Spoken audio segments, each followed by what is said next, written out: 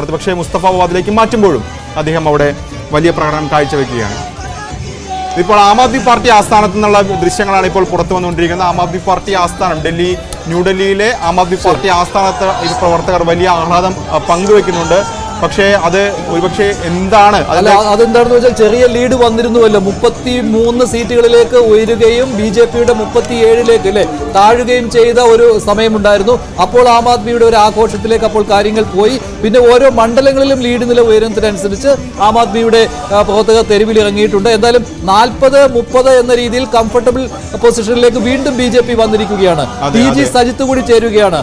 സജിത്ത്, ഇങ്ങനെ ഓരോ മണ്ഡലം തിരിച്ചുള്ള കണക്കുകൾ കൃത്യമായിട്ട് കിട്ടുന്നുണ്ടോ? ഒന്ന് വിശദീകരിക്കാമോ?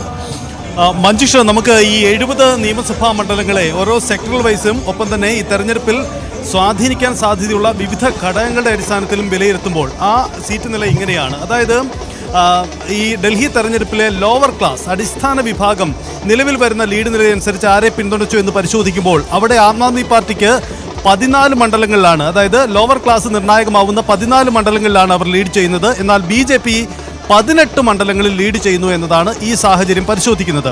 മറ്റൊരു ഘടകം, ഈ തെരഞ്ഞെടുപ്പിനെ സ്വാധീനിക്കുന്ന മറ്റൊരു ഘടകം ഗുർജാർ ഫാക്ടറാണ്.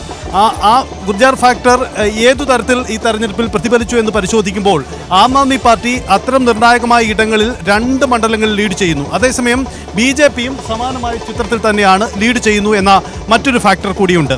ഇനി പഞ്ചാബി ഫാക്ടർ, പഞ്ചാബി സ്വാധീന മണ്ഡലങ്ങളുടെ സാഹചര്യം പരിശോധിക്കുമ്പോൾ അവിടെ ആം ആദ്മി പാർട്ടി 5 മണ്ഡലങ്ങളിൽ ലീഡ് ചെയ്യുന്നു. BJP ആവട്ടെ 9 മണ്ഡലങ്ങളിലും ലീഡ് ചെയ്യുന്നു എന്ന സാഹചര്യം അവിടെ നിന്നുണ്ടാകുന്നു.